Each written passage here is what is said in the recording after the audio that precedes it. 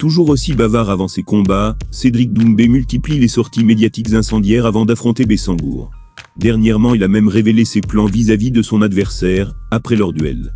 Et le moins que l'on puisse dire, c'est que ça a surpris. Suite à la mise en scène de son entrée pour son combat contre Jordan Zebo, les fans ne peuvent que s'attendre à une nouvelle facétie du genre de sa part. À vrai dire, Cédric Doumbé leur a promis à plusieurs reprises qu'il assurerait un spectacle encore plus divertissant. Le 7 mars, il prévoit de choquer le monde avec son humour. Ainsi donc, les théories à ce sujet vont donc bon train sur les réseaux. Doumbé s'est présenté devant la cage du PFL Paris, avec un matelas il y a quelques mois. D'ici quelques jours, il devra faire preuve d'innovation Z, l'Accor Arena. Il serait désormais question d'ambulance et d'hôpital selon les teasers viraux qu'il a pu livrer. Néanmoins, en cas de victoire, l'humiliation ne devrait pas s'avérer totale. Voilà ces mots, Baki, je vais arriver, et je vais l'éteindre. Par contre, après le combat, je vais dire force à lui, c'est un jeune qui monte. Donnons-lui de la force. C'est plus fort que moi, je suis un gentil. Je ne peux pas prendre le micro et dire, on s'en bat les steaks, que personne ne lui donne de la force, et que personne ne le follow. Celui qui le follow, se désabonne de mes réseaux sociaux. Tu vois, je peux pas faire ça. The Best va même, jusqu'à annoncer qu'il partagera un repas, avec son rival durant le Ramadan, et qu'il s'entraînera avec lui. En revanche pour cela, il attend de sa part un respect similaire. Il a ajouté ceci, forcément je vais lui donner de la force, demander à ce qu'on le suive et tout. Mais je vais aussi lui dire, attention par contre. Baki, fais gaffe, si demain on te voit chez Click, et tu dis que j'ai eu de la chance. Je vais lui donner de la force, mais on prend tous les deux un engagement. Donc il ne commence pas à pleurer. Si le lendemain il commence à donner des interviews, et à m'éteindre, on ira se désabonner de ses pages dans le plus grand des calmes.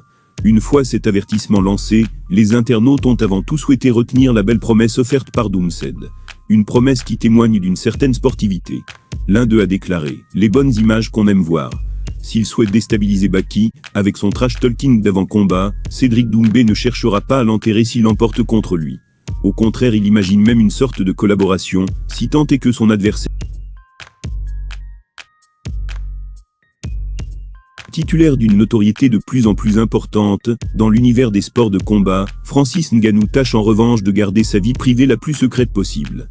Il a néanmoins partagé une anecdote sur sa mère, qui l'émeut particulièrement. En cas de victoire dans quelques jours, il verrait sa cote dans le milieu de la boxe exploser. Ce serait encore plus que cela a pu être le cas, suite à son duel contre Tyson Fury. Opposé le 8 mars prochain à Anthony Joshua, Francis Ngannou aura alors l'occasion de frapper un grand coup dans sa nouvelle discipline. D'ici là, il continue bien évidemment de faire parler de lui dans les médias, au même titre que les membres de sa famille. En plus d'une solide équipe d'entraîneurs, Ngannou peut compter sur le soutien de ses proches avant ses combats. Il s'affiche même de plus en plus régulièrement avec sa mère, qui a récemment fait le buzz avec Jon Jones. C'est toutefois pour une autre raison que cette dernière a ému les internautes dernièrement.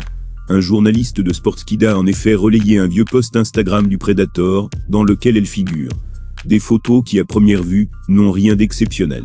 La dénommée Christine Kameni peut ainsi simplement être aperçue devant un camion assez vétuste, posté devant quelques travailleurs.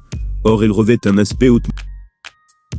Ce dernier a ainsi profité de cette publication partagée dans le cadre d'un Throwback Thursday, pour en expliquer le contexte ô combien émouvant. Voilà ces mots, en tant qu'enfant, qui a grandi dans les mines de sable, le plus grand rêve qui existe dans cet environnement est de devenir un conducteur de camion. Et encore mieux un propriétaire de camion, étant donné qu'ils sont à la tête de la chaîne de commandement dans le business du sable. J'étais donc heureux de satisfaire l'un de mes rêves d'enfance. Mais ce qui m'a rendu le plus heureux, et j'ai failli pleurer, ce sont ces photos de ma mère devant le camion qui sourit. Tandis que sa souffrance allait vraiment s'achever. À ce moment exact, même si je n'avais plus d'argent, et que je ne pouvais pas payer mes charges, jusqu'à la réception de la paie de mon combat suivant, c'était comme si j'avais réussi dans la vie. Après quelques combats à l'UFC, Francis Ngannou a profité de ses gains pour offrir à sa mère un camion. Machine hautement prisée dans l'industrie minière au Cameroun. Un moyen pour lui de la sortir de la misère, ce qui reste évidemment un souvenir attendrissant.